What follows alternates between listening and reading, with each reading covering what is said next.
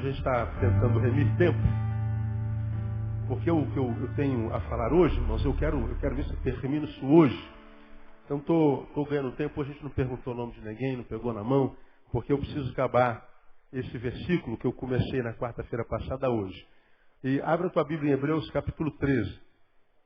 Alguém me perguntou no caminho do corredor para cá, como é que faz para se inscrever no jantar de namorados? Não tem mais vaga, né? Então, quem se inscreveu para o jantar dos namorados está inscrito, quem não está, no ano que vem você vai no jantar dos namorados, né? O que você pode fazer é procurar alguém do Ministério de Família, colocar o nome seu e da sua esposa ou marido e contar com que algum casal não pague, desista e a gente possa encaixar. Fechamos uma churrascaria em Jacarepaguá, toda nossa, né? Está tudo dominado e a gente vai comer à vontade, né? Na noite da carne, né? Não é a noite do espírito, na noite da carne. Então, não tem mais vaga para casais se inscreverem, lamentavelmente. Hebreus capítulo 13, nós temos estudado o livro de Hebreus desde setembro do ano passado. Fizemos uma análise do livro e no último capítulo nós viemos estudando versículo por versículo. E na semana passada nós estudamos o versículo 10, que você se lembra muito bem. Temos um altar do qual não tem direito de comer os que servem ao tabernáculo.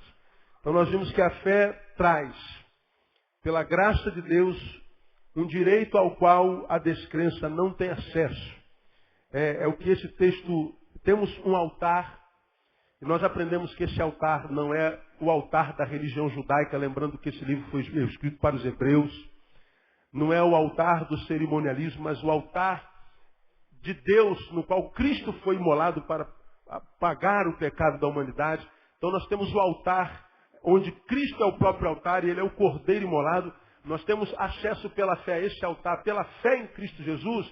E diz o texto, do qual não tem direito de comer os que servem no tabernáculo. Ou seja, a nossa fé nos dá direito ao altar de Cristo. Mas os que servem ao tabernáculo, ou seja, a religião judaica, os que estão envolvidos com rito exterior, com cerimonialismo, embora mergulhados na religiosidade de Israel, eles não têm direito a esse altar. Porque eles não creem em Jesus como o Yeshua HaMashiach, como Jesus o Messias. Então, eles servem a religião, servem ao tabernáculo, mas não têm direito ao altar, que nós temos direito a acesso pela fé. Então, nós aprendemos isso mais detalhadamente na semana passada. E aí, nós vimos que, embora seja isso uma realidade, não tem direito a esse altar os que servem ao tabernáculo, ou seja, a sua religiosidade. Nós conversamos na semana passada, uma vez que a religiosidade não é certeza de acesso a Deus, nós não nos aproximamos de Deus através da religião em si. Por que até hoje nós somos tão religiosos, o ser humano é tão dado à religiosidade? Por exemplo, quando você vê no Brasil ou no mundo, chega na Páscoa, por exemplo, você vê o mundo inteiro dando expressão de religiosidade, a gente vê na televisão, lugares no Brasil e fora dele, por exemplo, no Nordeste, os homens que se martirizam. Vocês devem ter acompanhado isso. Eles botam giletes, pregos na ponta de um chicote, fazem uma procissão, caminham de joelho, sobem escada, carregam cruz, e no final eles pegam aquele chicote com parafuso, com giletes, e ficam se chicoteando, ao ponto das costas ficar em carne viva e sangue puro. E a televisão diz assim, essa expressão de fé do brasileiro, a religiosidade do brasileiro é manifestada na Páscoa. Aí é que a gente não tem coragem, porque isso traz repressão, de dizer o que alguém ganha se ensanguentando todo. Quem é abençoado quando alguém se ensanguenta todo? Deus ganha o quê quando alguém se ensanguenta todo? Quando na nossa religiosidade a gente vem, por exemplo, isso é lá, né? Quando uma pessoa sobe uma escadaria de joelho, arrebenta o joelho todinho, o cara sai do Rio de Janeiro, vai para a cidade Nossa Senhora de Aparecida carregando uma cruz, vou caminhar 300 quilômetros a pé para pagar uma promessa. Legal, você prometeu, está cumprindo, isso é caráter. Agora, o que Deus ganha com isso? Quem ganha o que com isso? essa expressão de fé, ela produz que tipo de obra? Uma vez que nós temos aprendido na palavra, falamos sobre isso já hoje, Hebreus capítulo 6, que a gente demonstra amor a Deus servindo a quem? Ao próximo. Quando eu, por exemplo, a gente vem aqui para o nosso evangelicalismo, a gente faz uma campanha de jejum. Legal. Você para de comer. Quem ganha o que com isso? O jejum ele não tem explicação. Respeito quem faz. Mas se a gente parasse para pensar, eu vou fazer jejum. Legal. E o que você vai fazer com aquele pão que você não vai comer? Aí vai endurecer, pastor, porque eu não vou comer. Pois é, se a gente fizesse jejum, pegasse o pão e desse para quem tem fome. Se a gente fizesse jejum, pegasse o vale-refeição e desse para uma família pobre. Talvez o nosso jejum teria um resultado melhor. Por exemplo, vou subir o morro para orar. Vai para subir o morro para orar por quem? Pastor, porque eu estou desempregado, eu estou querendo me sacrificar um pouquinho mais para ver se Deus ouve. E no morro eu estou mais perto de Jesus. Não está. A nossa expressão religiosa, seja em que religião for, uma pessoa vem e mata uma galinha aqui na esquina da igreja, bota uma garrafa de cachaça. Quem é abençoado com isso? É o mendigo que bebe a cachaça, talvez, no frio. Né? Quem ganha? Deus ganha o quê? Se nós pararmos para pensar racionalmente o nosso rito religioso, nós vamos lamentavelmente descobrir que poucos deles têm sentido. Pega os nossos cultos. Culto segunda, terça, quarta, segunda, terça, quarta. Culto na casa do irmão João. A gente vai na casa do irmão João, tem 2 pessoas. E a gente diz assim, irmão, dá uma palavra aí. O irmão não estava preparado. Aí ele pega a Bíblia, abre assim, procura. Porque ele foi pego de surpresa, dá um branco, gela tudo, aí não lembra de nada. Ele fica caçando na Bíblia. Não tem, vai isso aqui mesmo. Ó, irmão. Aí ele fala aquilo lá. Ele fala, não diz nada, porque é mais importante do que dizer alguma coisa, é ter alguma coisa para dizer. E às vezes a gente diz um monte de coisa, mas não tem nada para dizer. Aí a gente sai daqueles cultos e fala assim, cara, se a gente não tivesse feito esse culto, teríamos perdido o quê? Agora, nós não temos coragem de pensar a nossa religião. Resultado, muito do que nós fazemos é culto ao nada. É sacrifício ao nada. E quando a gente faz um sacrifício ao nada, presta um culto ao nada, nosso culto é irracional, e quando o nosso culto é irracional, ele não redunda em bênção nem na nossa vida, nem na vida de ninguém. Ora, quando a gente tem coragem de pensar, mesmo com o risco de ser julgado, a gente vai entender por que a gente tem o maior país cristão do mundo e tem um dos maiores índices de miséria do mundo nesse país. A gente vai entender, como preguei domingo passado, embora nós sejamos o maior país cristão do mundo, o maior índice de gente convertida ao cristianismo do mundo está aqui. E esse cristianismo no qual a gente está inserido e para o qual nós nos convertemos, ao qual nós nos convertemos, não tem melhorado a qualidade de vida do país. Esse cristianismo que a gente está vivendo aqui é uma porcaria. Por que não transforma a cidade numa cidade santa? Por que não, os frutos do evangelho a gente não vê graçando na cidade? Porque muitas vezes é só religião. A religião não é porta de acesso a Deus. A religião é porta de acesso à religiosidade, a uma instituição. Agora, vida em Deus, nem sempre a religião gera em nós. Basta que a gente olhe para o lado. Vai para casa e descobre os crentes que tem na tua vida, no escritório, na faculdade, no banco, na vizinhança, e vai vendo a vida do caboclo. Analisa o dia a dia, família, postura, caráter. Não analisa o que a gente é aqui dentro, não, que aqui dentro até o diabo é crente. Bota um terno dele, irmão, e bota o microfone na mão do diabo, ele vai pregar melhor do que qualquer pastor.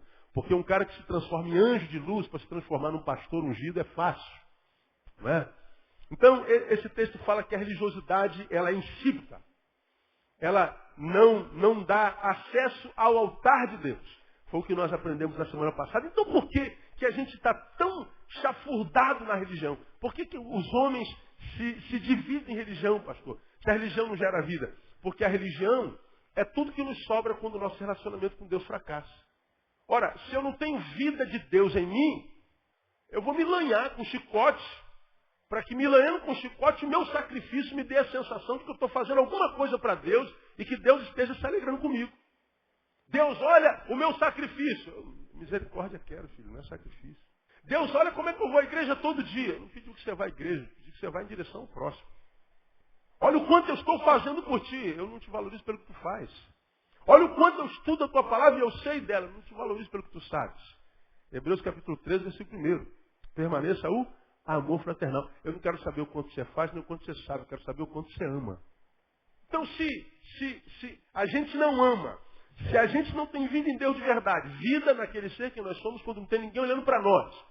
Aquele ser que o Neil está sozinho com o Neil, não precisa vestir máscara, não precisa rebuscar a voz, aleluia, para dizer que está cheio de Espírito Santo. Glória a Deus. Aquele Neil que eu sou quando não tem ninguém me olhando lá, peladão no meu quarto. Aquele Neil diante da tentação. Como é que eu me porto diante dela? O Neil quando a vida esmaga. Como é que eu me porto do que sai da minha boca? O Neil sozinho. Aquele Neil, é daquele Neil que eu estou falando, daquele ser que você é, quando não tem ninguém olhando para você. Lá, você não precisa vestir máscara, como é a tua vida com Deus? É disso que esse versículo está falando. Você não terá acesso a Deus, ao altar, se a tua relação com Ele for só por intermédio da igreja, por intermédio do pastor, do padre, do pai de santo, dos ritos, da religião. Porque o que Jesus está dizendo aqui é que nada disso adianta. Ora, é tudo que tem aquele que não tem relação com Deus. Aí hoje eu queria entrar no versículo 12 e no versículo 13. Nesses versículos, esse pensamento de que a religião não dá acesso a Deus é levado adiante por uma ilustração tirada do sistema sacrificial judaico. Veja lá o versículo 11. O que diz lá? Quer ver? Porque os corpos dos animais, cujo sangue é trazido para dentro do santo lugar pelo sumo sacerdote como oferta pelo pecado, são queimados fora do arraial. Do que o autor de Hebreus está falando? Porque os corpos dos animais,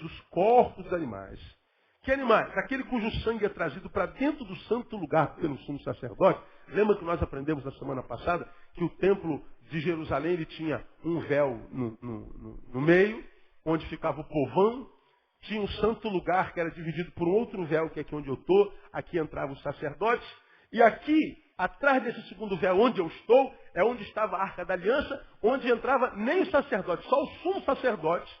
E ele sacrificava um animal e o sangue era derramado naquele altar. Ele entrava no Santo do Santo uma vez por ano para expiar, pedir perdão pelo pecado do povo. Aqui no Santíssimo Lugar, só o sumo sacerdote. Só a elite, só o pessoal da escola.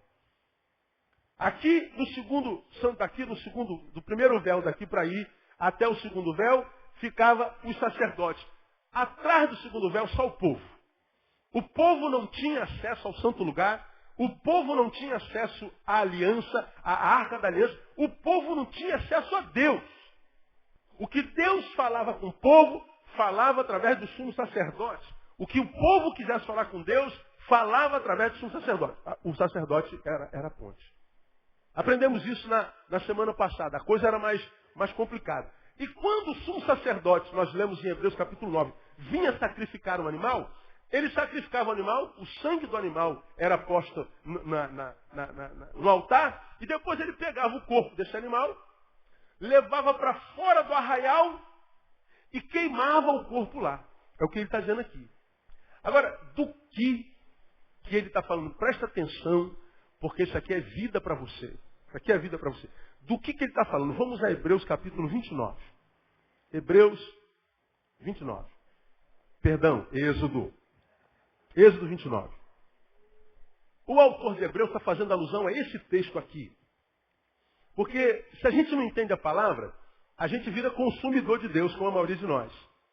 Não sabe nada da palavra, não sabe nada da história de Israel, não sabe nada da história do Evangelho. A gente vem para se dar bem. Aí quando a gente vem para a igreja só para se dar bem, a gente acaba se dando mal. É como acontece com a maioria das pessoas que a gente conhece. Não consegue estabelecer em si a bênção da permanência, a bênção da longevidade, a intimidade equilibrada com Deus que faz bem em todos os instantes da vida. A gente se torna consumidor. Quem vem para se dar bem acaba se dando mal. Não é? Quem não vem para se dar bem, vem para se relacionar, acaba se dando bem. O capítulo 29, versículo 10, fala sobre esse cerimonialismo no qual o sumo sacerdote entrava no Santíssimo Lugar para sacrificar. Veja o versículo 10. Farás chegar o novilho diante da tenda da revelação, e Arão e seus filhos porão as mãos sobre a cabeça do novilho. E imolarás o novilho perante o Senhor à porta da tenda da revelação. Depois tomarás do sangue do novilho, e com o dedo o porás sobre as pontas do altar, e todo o sangue restante derramarás à base do altar.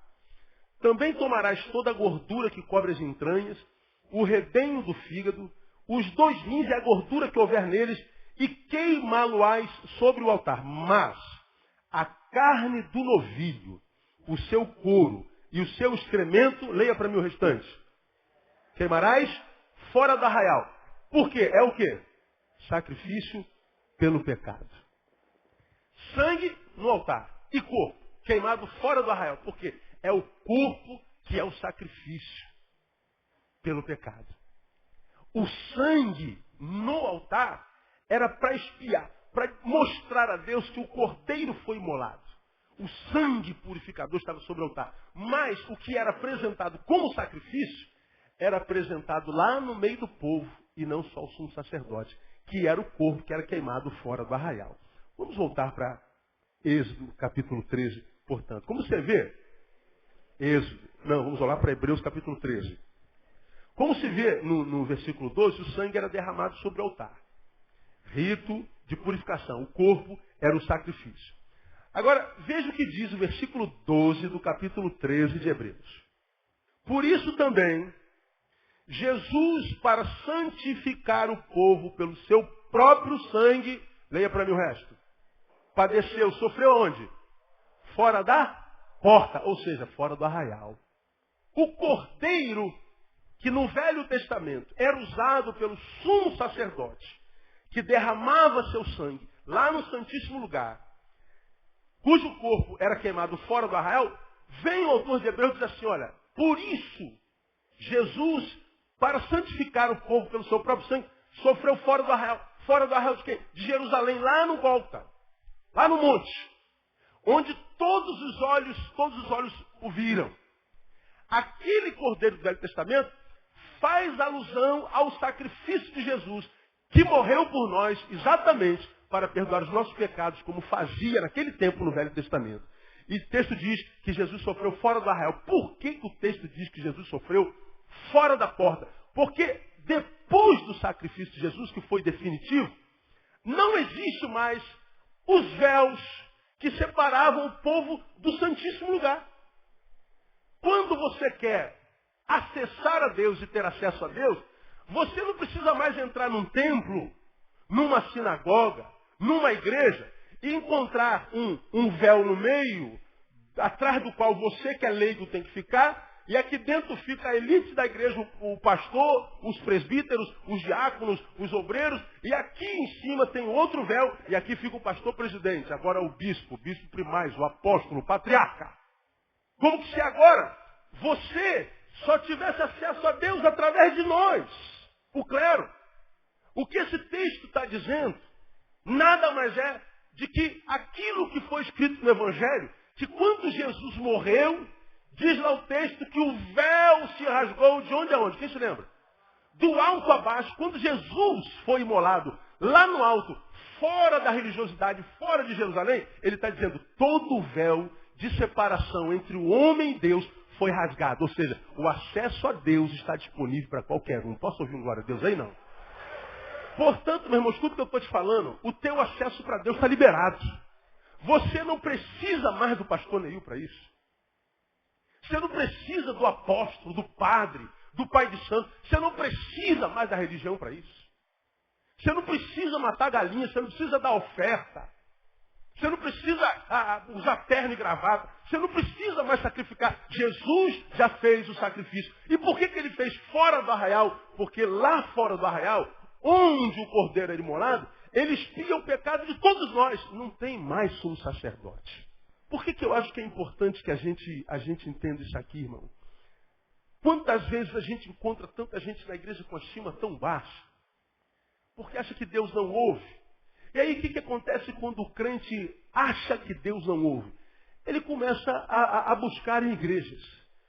Ah, eu vou naquela igreja lá porque na minha não tem isso, naquela lá tem. Aí chega lá, aqui tem o que eu estou procurando. Aí fica lá 3 meses. Porque o que ele deixou aqui para achar lá, ele achou, mas o que ele achou lá, ele não tem também o que ele tinha aqui. Ele cobre a cabeça e descobre o pé. Aí cobre o pé e descobre a cabeça. Vai ficar sempre uma área na vida dele que está faltando alguma coisa. Aí ele sai daquele ministério, vai para outro ministério, achando que o problema é a igreja. Achando que o problema é o sumo sacerdote.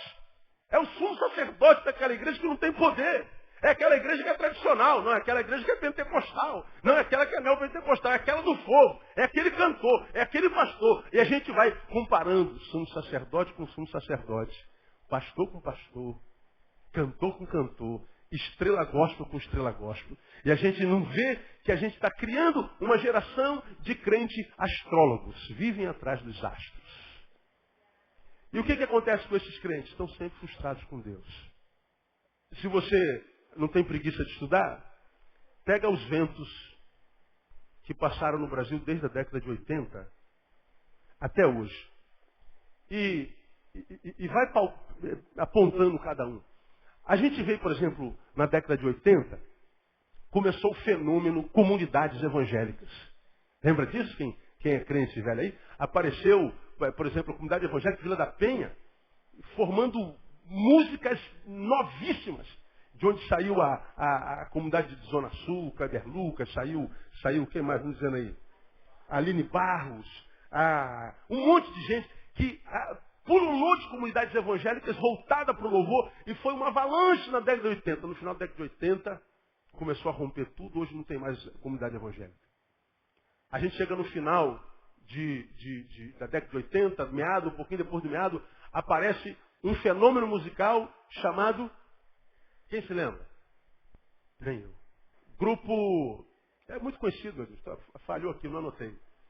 Da Adventista. Prisma Brasil. Nossa, o Prisma vendeu milhões de CDs. Quem lembra do Prisma aí? Uma revolução. Tremendo. Nesse mesmo período, terminando a época do Prisma, aparece o fenômeno Lagoinha, que varreu o Brasil. Depois do fenômeno Lagoinha, aparece quem? Aparece Cirilo, aparece Quinlan, os adoradores extravagantes. E durante muito tempo as igrejas adoravam de costa, né? O adorador sem face. Apareceram o ministério apostolado. Nesse período, enquanto a administração de igreja apareceu no final da década de 90, a igreja que veio lá da igreja de Fortaleza, que foi rede ministerial. Depois apareceu evangelismo explosivo, depois apareceu igreja com propósitos, agora nos últimos anos apareceu a G12, depois o G12 dividiu, apareceu o M12. Ventos de administração, de doutrinas que foram varrendo, modismo que foram passando pela igreja, e a gente via a igreja indo como agora nós descobrimos a verdade, agora nós descobrimos a verdade, agora nós descobrimos a verdade. E a gente vê igrejas se dividindo, se subdividindo, cristãos vivendo experiências temporárias, cronológicas com o Espírito Santo. Há um tempo que ele está cheio do poder, cheio da unção, ele quer expulsar demônio de todo mundo, até do pastor, e está todo mundo errado, essa igreja está sem visão. Daqui a pouquinho, passa 3 meses, 4 meses, esse cara está sozinho, em depressão, e não consegue nem adorar o Senhor. Acabou a extravagância dele. Hoje está sentado, morto, e diz que nada disso existe. Já tive esse fogo aí, isso é bobagem, isso passa. Ele vira uma seta. Ele vira um apostatado. Por que a gente vai de vento em vento achando que descobrimos agora? O Evangelho está aqui desde sempre. Só que isso são expressões religiosas que não podem purificar e nem nos levar a Deus. Amados, nós não somos abençoados a Deus por causa da doutrina que a gente abraça, da denominação que a gente abraça, até porque denominação é invenção nossa. Jesus veio em Mateus capítulo 16 e diz lá, sobre esta pedra, Pedro, esta tua declaração de que eu sou o Cristo, sobre mim mesmo, que sou a pedra de esquina, a pedra angular, sobre esta pedra, essa tua palavra, eu edificarei a mim o quê? Quem se lembra?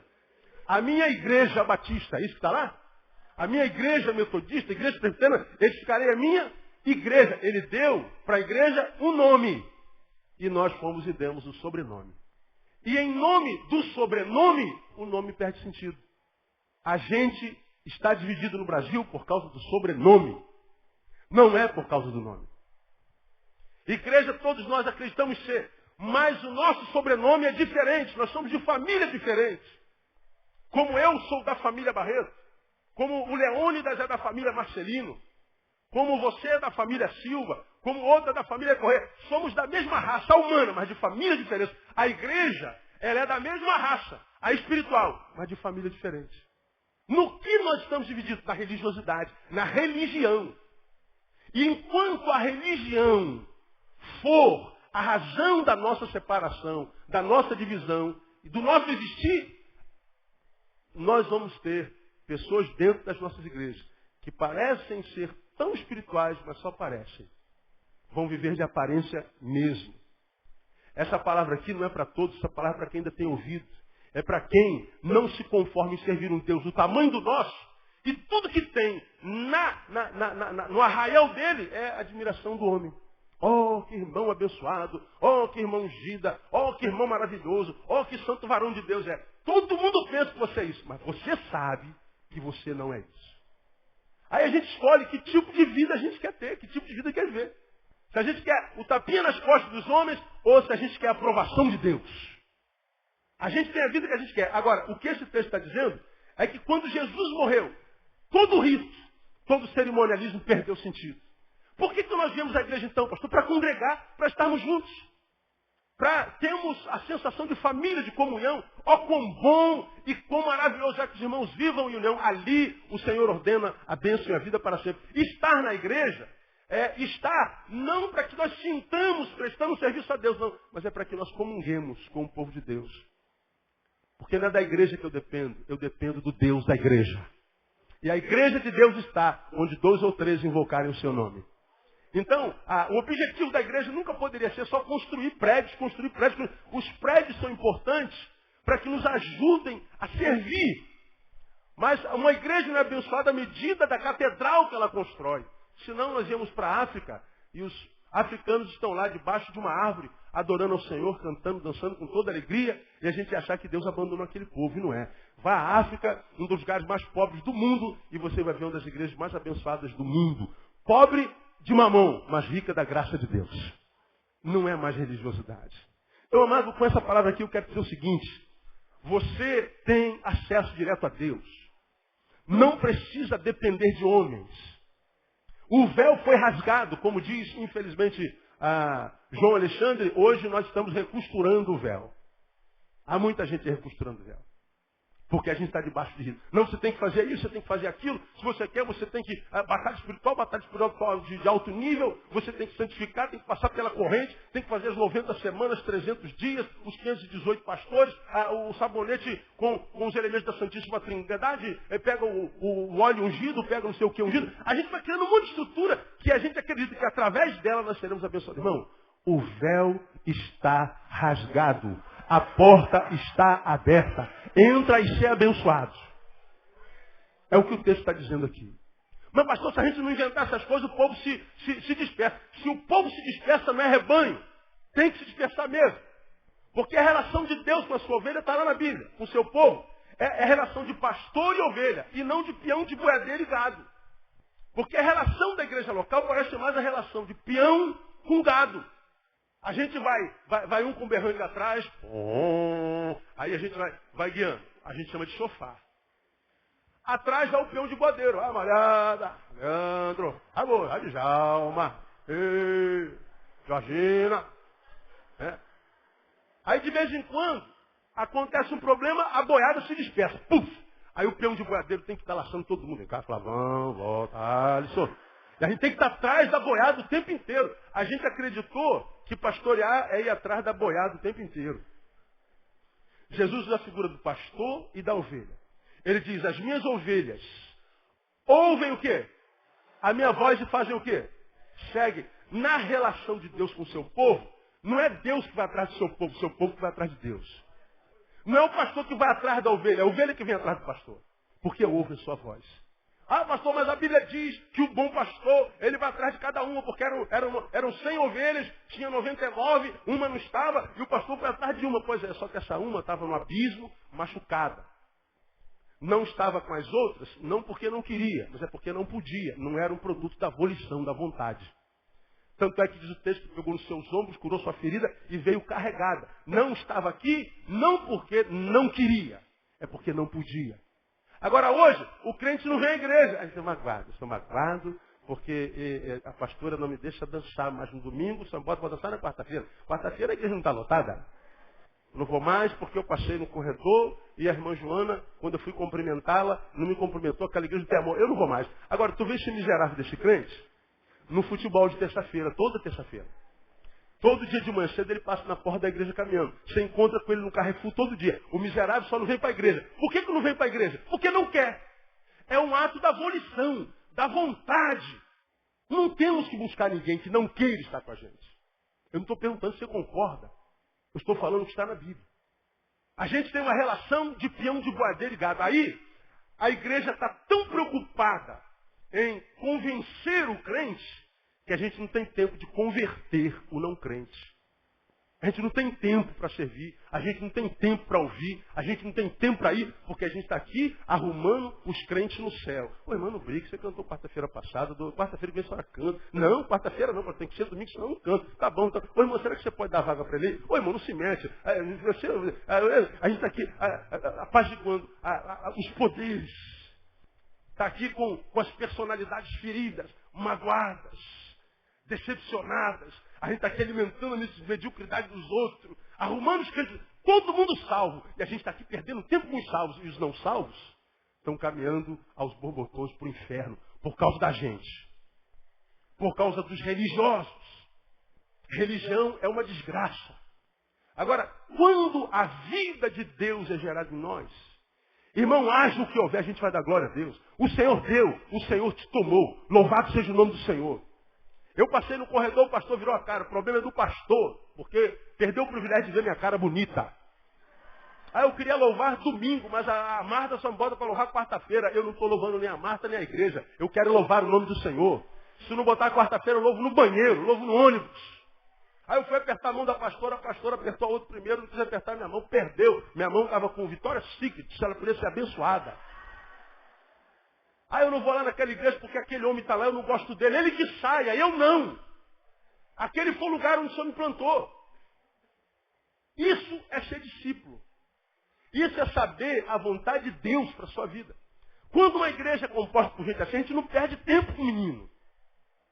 A gente não perde tempo com religião. Porque ele está crescendo.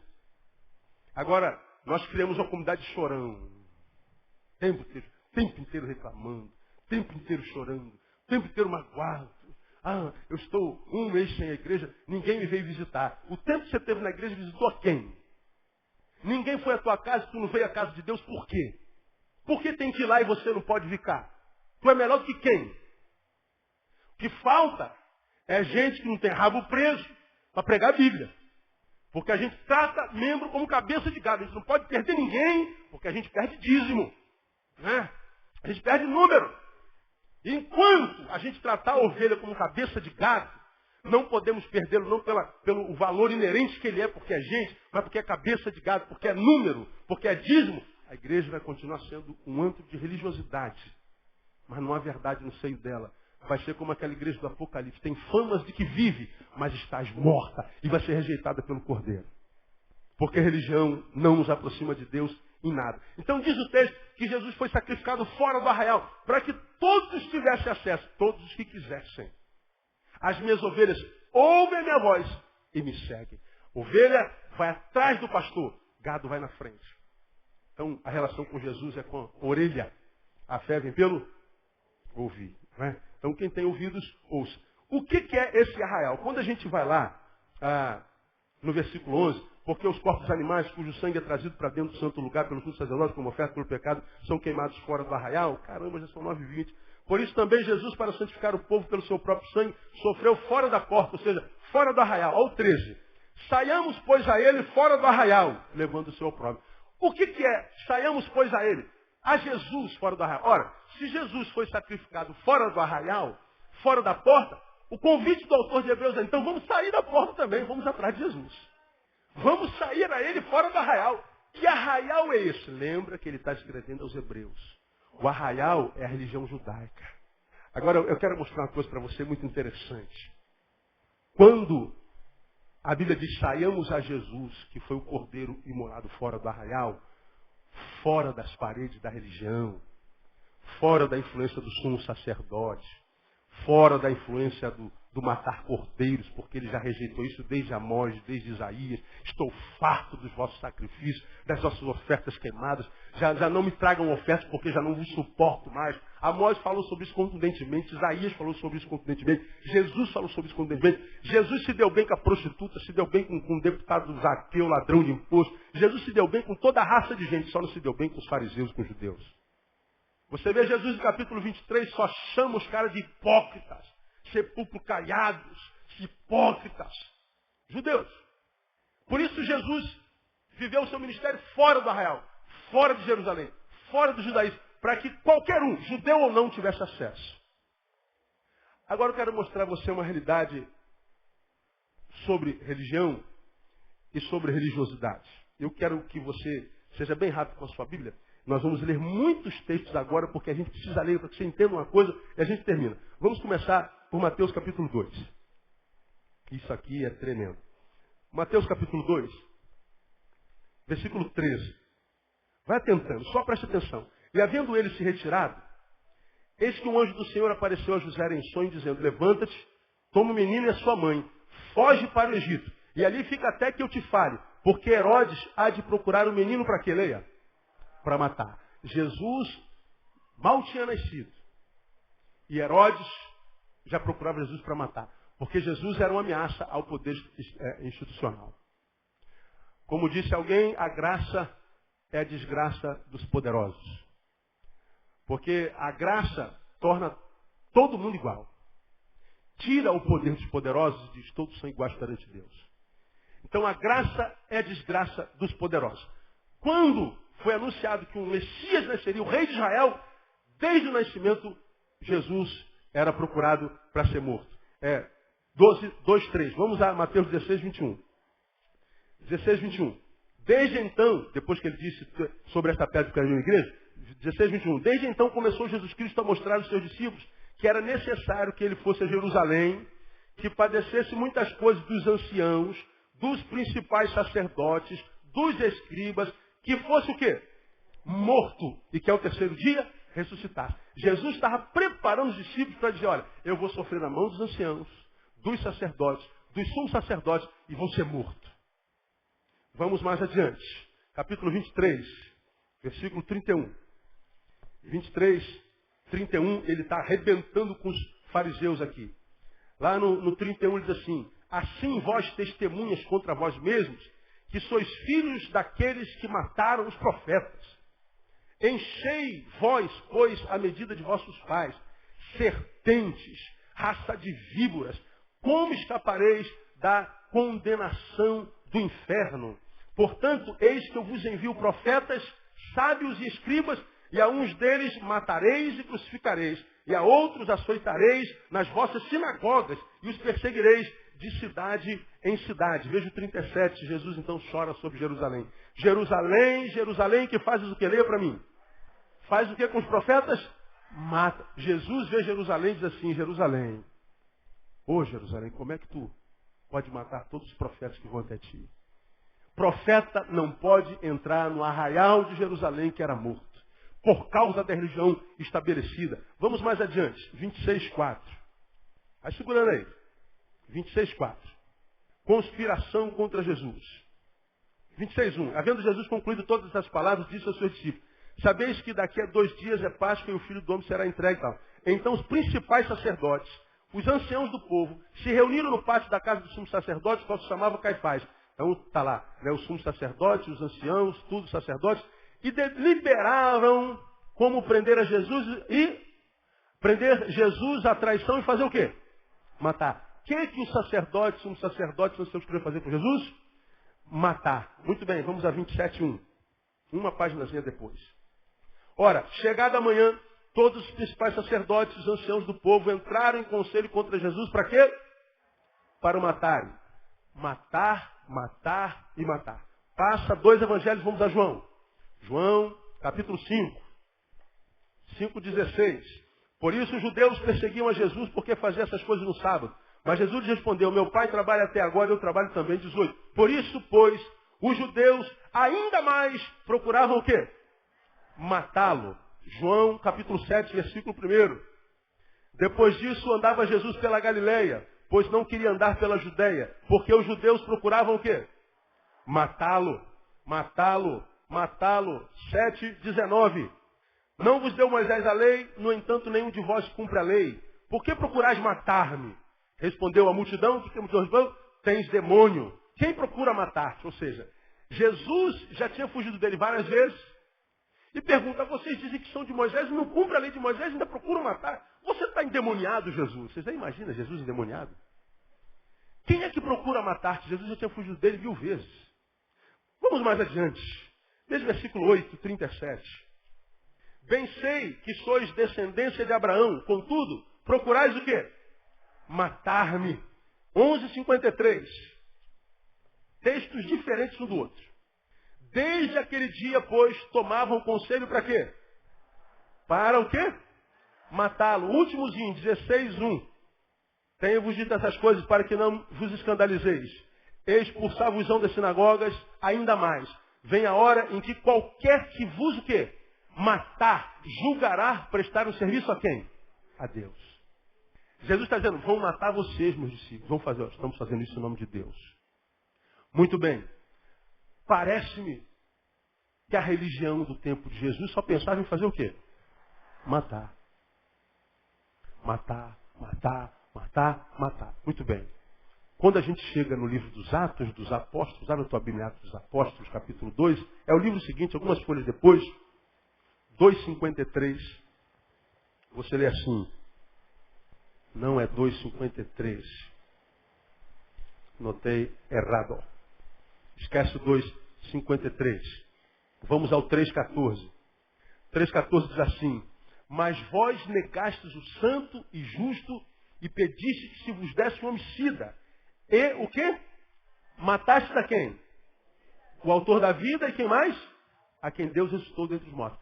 Aqui, no livro dos Atos, revela, portanto, que a intenção que era de matar foi concluída. Eles mataram. Vós matastes o autor da vida. 5:30 de Atos. O Deus de nossos pais ressuscitou a Jesus, o qual que vós matastes suspendendo ao madeiro.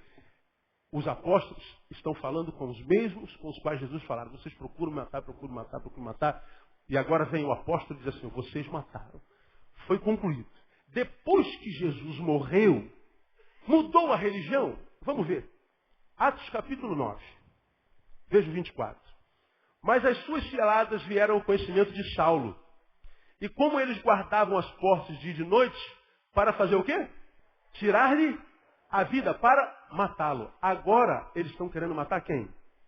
Paulo. Quando você lê 23:12, quando já era dia, coligaram-se os judeus e juraram sobre pena de maldição que não comeriam, nem beberiam, enquanto o quê? Não matassem a Paulo. O pessoal do arraial só pensava em quê mesmo, irmão? Matar, matar, matar. A língua da religião é morte. E quando não muito, é a não vida. Você não vai morrer, mas também não vai viver. Agora diga para você que o que a gente mais vê entre os religiosos, ou entre essa sociedade que é cristã, pessoas que nascem, morrem sem ter vivido. Pessoas infelizes, que não celebram a vida, que não têm razão para estar acordado. Que fazem cara de santo nas sinagogas, mas é porque a palavra lhe toca nas feridas. Mas se você tiver coragem de se olhar no espelho, vai ver que a tua vida tem a ver com o que a gente está falando aqui. Não tem vida, sabe por quê? Porque está firmado na religiosidade, na evangelicidade, na catolicidade, na espiritualidade, na religião. E religião não gera vida, religião mata. Por que você acha que no Oriente o muçulmano se enche de dinamite, entra no ônibus e explode? Ele faz isso em nome de quem? Do seu Deus, da sua religião. A gente usa a religiosidade e vai fazer um trabalho. E o cara diz assim, ó, você mata um cabrito, bota uma cabeça de boi, bota uma pipoca, bota uma cachaça, e você então coloca o nome dele dentro de um sapo, costura a boca do sapo e enterra. E ele vai checar. Ora, quem é que está garantindo que ele vai checar? A religião. Aí, puxa vida, eu não trouxe o bendito do e-mail, eu botei lá, cara, eu queria ler um e-mail para você, que saiu agora no jornal, de um pastor que foi uma mulher morar do lado dele, que é a mãe de santo, e montou um centro na casa dele, não sei se vocês comparam no jornal, e numa das sessões do centro dele, ele foi lá com um pedaço de pau, quebrou tudo, e a mulher veio para cima dele defendendo sua coisa, ele bateu na mulher, com um pau, e os adeptos do centro de Macumba vieram atrás do pastor, que agrediu a mulher ficou toda arrebentada, e ele falou que estava fazendo isso porque a mulher estava com o diabo no corpo, ele ia tirar o diabo do corpo da mulher. A polícia chegou, ele é fugitivo, ele está fugido. Jesus pede para que nós façamos isso, para que nós respeitemos a religião de alguém. Recebi outro dia, eu compartilhei com vocês o e-mail que eu recebi de um cara lá do Paraná. Pastor, esteja em oração por mim, porque eu passei em frente ao centro de Macumba, o Espírito Santo disse para eu entrar e quebrar tudo. Eu vou fazer isso. Eu falei assim, ó, faz, mas não foi o Espírito Santo de Deus que mandou você fazer isso não, irmão. Você está fazendo isso em nome da religião. Isso é religião. Isso é fanatismo. Isso é burrice. Isso é falta de caráter, de educação, de respeito. A linguagem do Evangelho não é destruir o nosso inimigo. Se é que é inimigo, nem inimigo é. O Evangelho diz que a gente tem que amar quem pensa diferente da gente. Quem crê diferente da gente. Quem torce para o time diferente da gente. O flamenguista cristão ama o vascaíno. O vascaíno ama o flamenguista. Não, pastor, ele tem que ser crente demais. Pois é. Tem que ser. O crente tem um vizinho que é espírita, tem que passar no bom dia, vizinho. Tem um budista, bom dia, vizinho. Tem um Hare Krishna, tem um ateu, bom dia. Ele não te responde, o problema é dele. Você não pode abençoá-lo, amaldiçoá-lo, não vai. Tudo isso não é feito em nome de Jesus, em nome da religião. E a gente acha que é melhor do que ele. A linguagem da religião é morte. O tempo inteiro na Bíblia, uso do arraial, buscavam matar Jesus. Mataram Jesus, só que Jesus ressuscitou no terceiro dia. Glória a Deus ou não? Depois que Jesus morreu, eles tentaram matar Paulo, mataram os apóstolos. Jerusalém matava todos os profetas. Agora que vem o tremendo, João capítulo 10. Terminamos. A gente volta a João capítulo 10.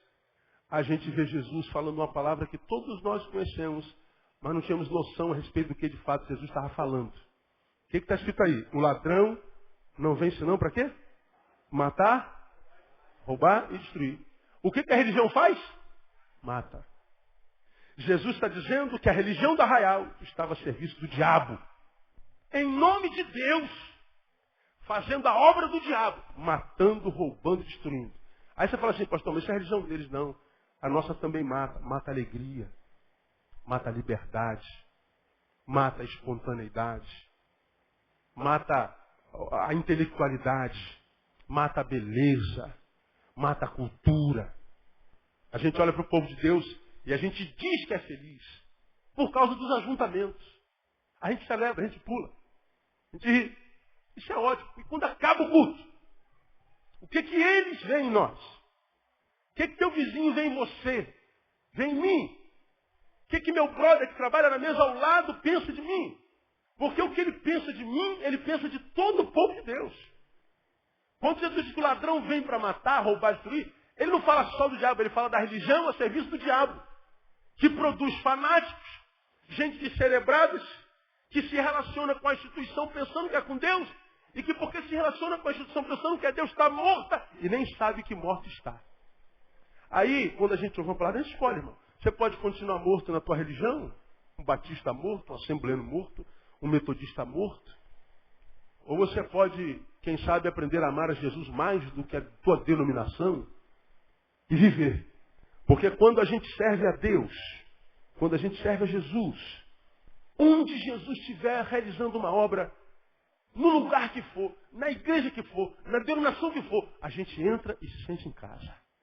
Pode ter nascido batista como eu, e você passa para algum lugar, tem uma igreja que diz Assembleia de Deus do Reteté. Se Deus estiver fazendo uma obra ali, quando você entrar na Assembleia de Deus sendo batista, você vai se sentir em casa. Porque você é o servo daquele Deus que está obrando ali e que não tem sobrenome, só tem nome, que é a igreja. O cara que vem lá do Reteté, sapatinho de fogo, da bola de fogo, da espada de fogo, do varão de fogo. Ele entra na igreja batista mais tradicional, aquela que você adora em posição de sentido. Mas se o Espírito Santo estiver fazendo uma obra ali, ele vai estar em casa porque ele é servo de Deus e não da sua denominação.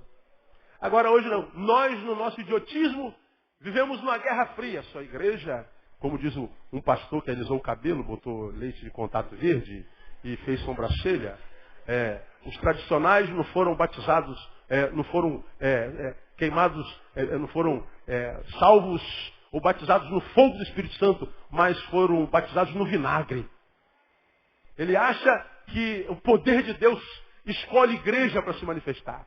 Ele acha que o poder de Deus se manifesta no ajuntamento. Ele acha que o que vale para Deus é o que a gente faz aqui. Não, o que vale para Deus não é o que o homem do cabelo liso faz aqui atrás, não. É que ele faz quando ele sai daqui de trás. É o que ele faz quando acaba o culto, quando a gente vai para a coxia. O que a gente faz com a oferta? O que a gente faz com as servas e os servos de Deus? Com o que a gente faz no caminho quando não tem ninguém olhando para nós? É isso que conta para Deus. Portanto, irmão, eu posso enganar vocês o tempo inteiro, vocês podem me enganar o tempo inteiro, mas nem eu nem você jamais enganaremos ao Senhor, cuja palavra diz que os olhos do Senhor estão em todo lugar. Quer perder tempo em seguir a Deus? Perca. Agora, se você tem o mínimo de bom senso, não vai se conformar em viver uma vida de religião, porque você descobriu que a religião muitas vezes está a serviço de Satanás. Ora, pastor, se isso é verdade, então, por que o homem ainda está tão arraigado na sua religiosidade? Cadê aquilo que eu falei na semana passada? O que eu falei na semana passada? A religião, o cerimonialismo, a exteriorização da fé, aspas.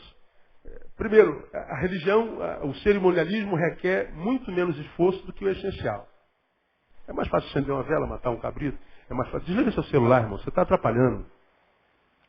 É mais fácil matar um cabrito, é mais fácil lanhar as costas, mais fácil dar uma oferta, mais fácil não sei o quê, do que amar o inimigo. Do que pedir perdão quando pecou. Do que se libertar do desejo de vingança. Do que fechar a boca quando tua língua estiver sendo inflamada pelo inferno para falar mal do irmão, para criticar um irmão. Então, a religião requer muito menos esforço. Segundo, porque dá visibilidade à nossa pretensa espiritualidade. A gente vive uma vida podre, mas domingo a gente bota terno e gravata. A gente bota o saião. A gente fala mal de todo mundo, mas não raspou a perna. Não fez depilação. Né? A gente não dá um beijo no filho, mas usa coque.